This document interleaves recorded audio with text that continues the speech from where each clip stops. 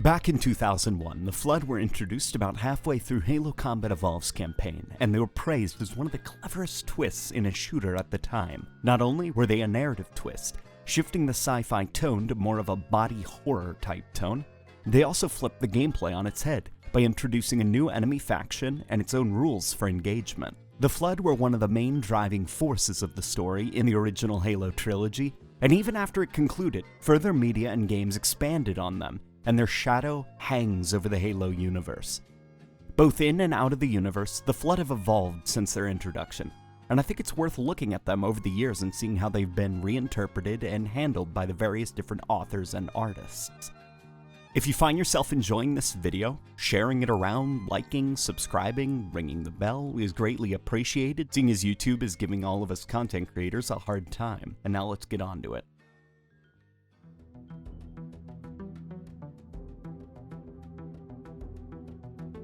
Before the Forerunner trilogy of books, before the Gravemind, before the Arbiter, before everything, there was a shooter called Halo.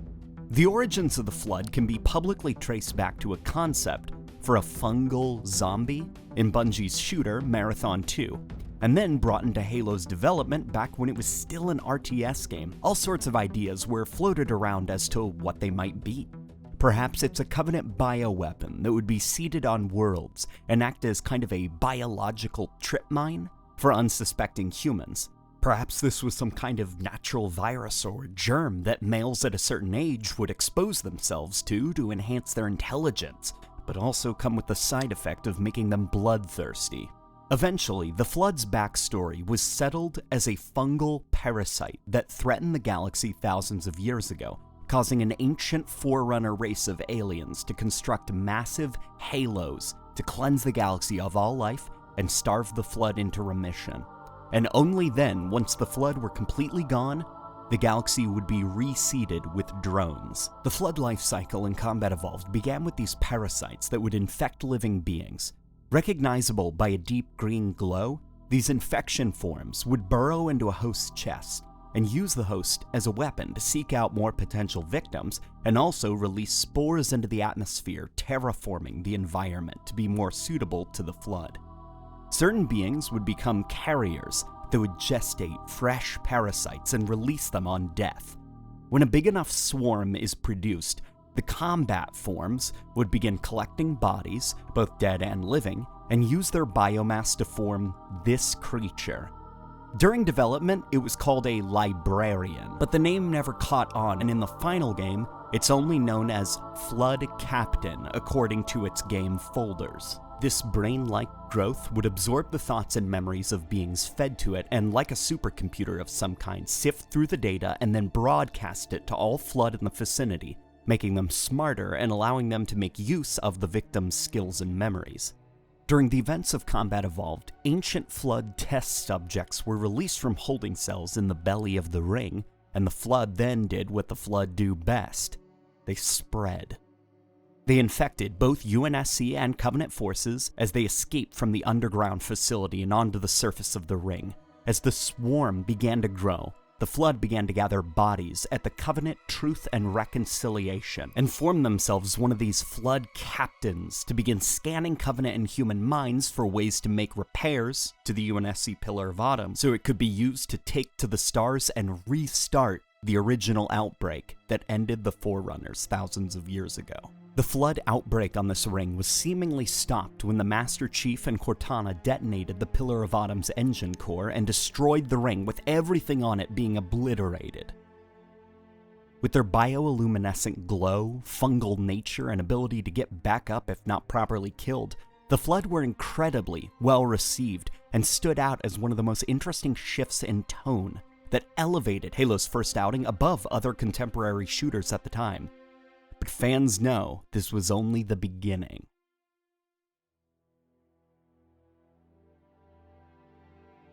Halo 2 is a game of forces, of factions. Whether intentional or not, Bungie gave a face to each faction in the game's story. The UNSC had Lord Hood. The Covenant had the Prophets of Truth, Mercy, and Regret. The Flood? Well, the Flood had the Gravemind.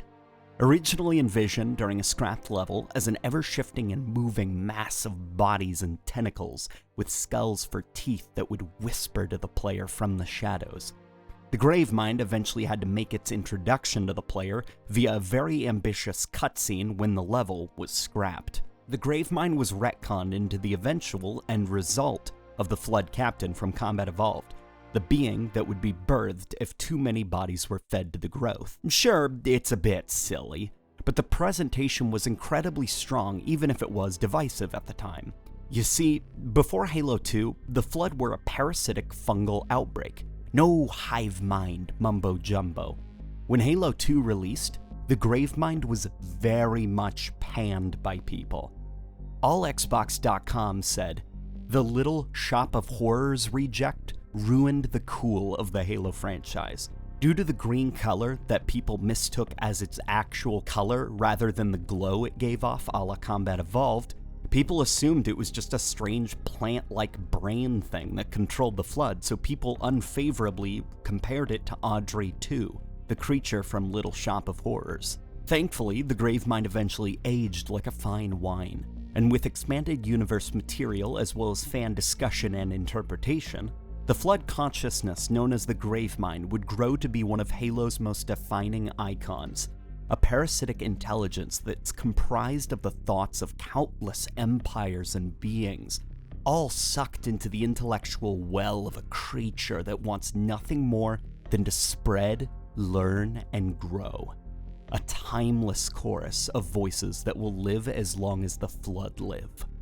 The Flood in Halo 2 are also much more reactionary than in Combat Evolved. They will dodge, they'll retreat, and even man vehicles to take on the player.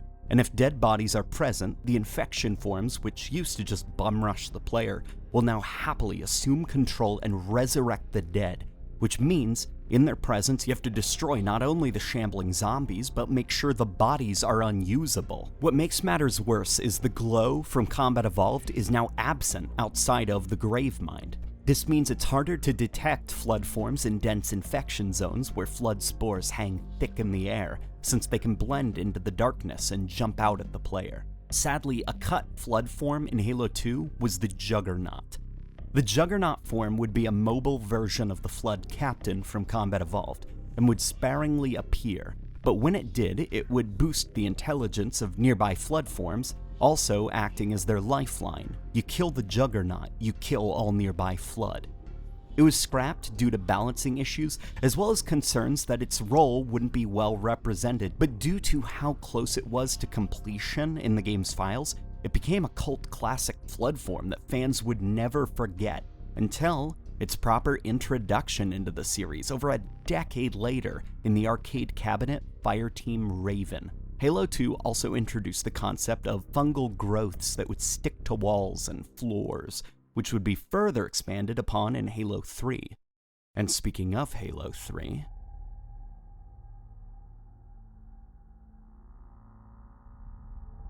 when Halo 3 rolled around, the Halo community was greeted to a complete makeover for the Flood. Bungie environmental artist Vic DeLion was the pioneer of a new artistic language for the Flood. Gone was the fungal spore-like infestation. Now, the Flood had taken on a fleshy, absorbent corruption look that consumed all and left nothing untouched. The carrier form and certain wall pods still retained the Flood glow, but most Flood forms took on a very sickly and infectious appearance. Fleshy tentacles were replaced with bone-like claws. Frozen faces of terror were now animated and acting in unison with the infected cells that corrupted their flesh. Entirely new Flood forms were spawned from the biomass itself, able to shapeshift into whatever they saw fit for combat with the player. Infection forms could now possess both living and dead creatures. The Gravemind, which previously needed a body to live and speak, could now live and speak through those it controlled and the halls it infested. I could see it crawling, sliding around beneath their skin. And then they got up, started to talk. Oh God, their voices. Oh God, no, make them stop. When entering the flood-infested High Charity or various flood-infested locations in Halo 3's campaign, you get an unpleasant vibe. Bungie's artists poured over hours of real-life inspirations to create things such as the jokingly referred to sphincter doors. And while it's a joke to us, it certainly wasn't a joke to Bungie artists who had to extensively study biological references to make these places. In my conversations with Vic DeLion, he constantly joked how this reference research still haunts him to this day. The sphincter door is both Bungie's greatest achievement and a thing of nightmares. The Flood were entering a new era. Texture and environmental artists needed to take great care to properly translate something into game. And despite us defeating the Flood in Halo 3, it was only the beginning.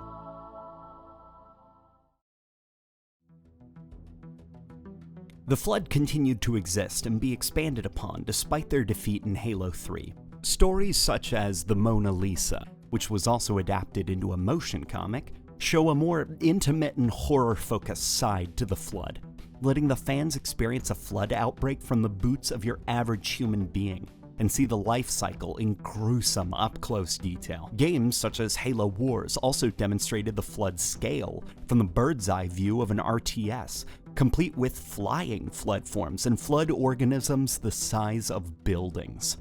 The Flood's origins were also explored in a trilogy of novels that documented the final days of the Forerunner Empire before the activation of the Halos.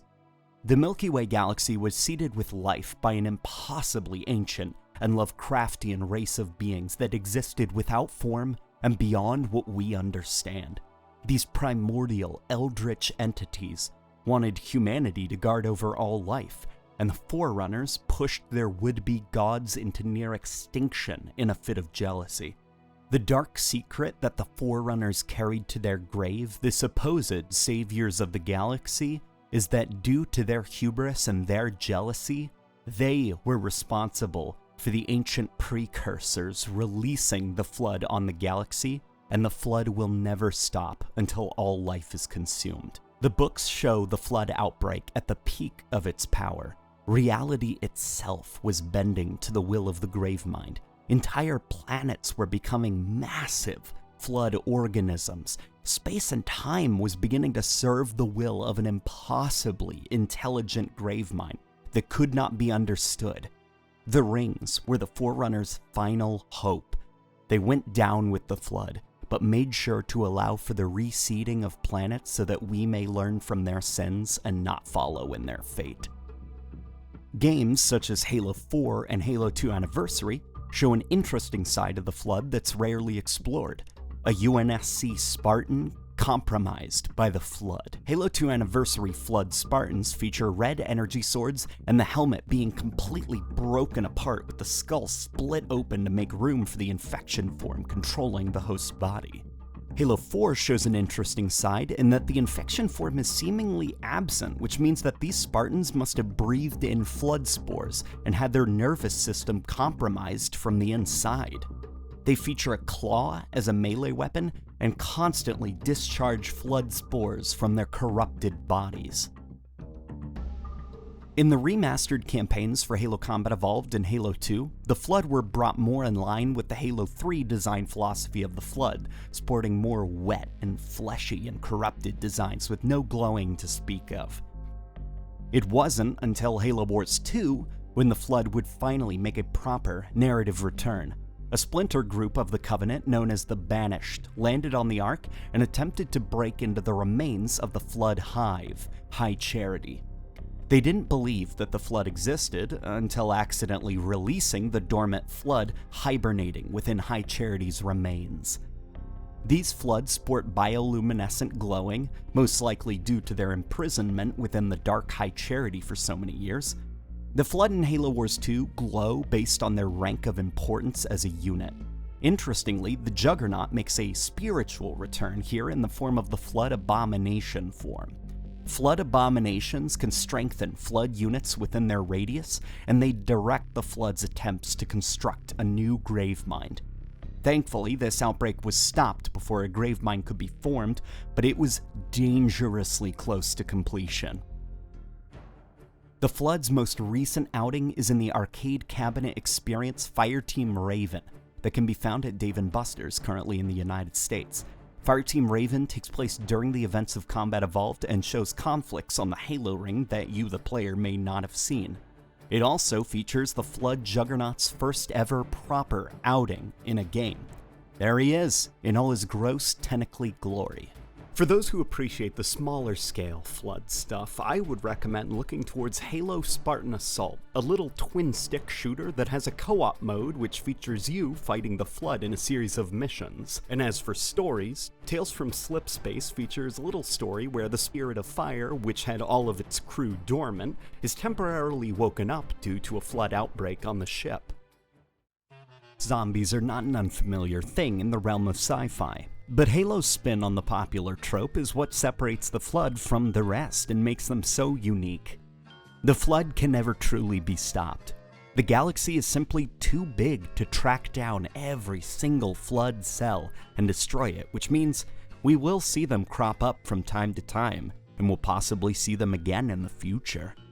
What's important is that they've been contained and they're no longer a big threat. What's your favorite story featuring the Flood, or favorite version of them? And what do you want the next evolution of video to be on? Let me know in the comments, share the video around, and I'll see you guys on the next video.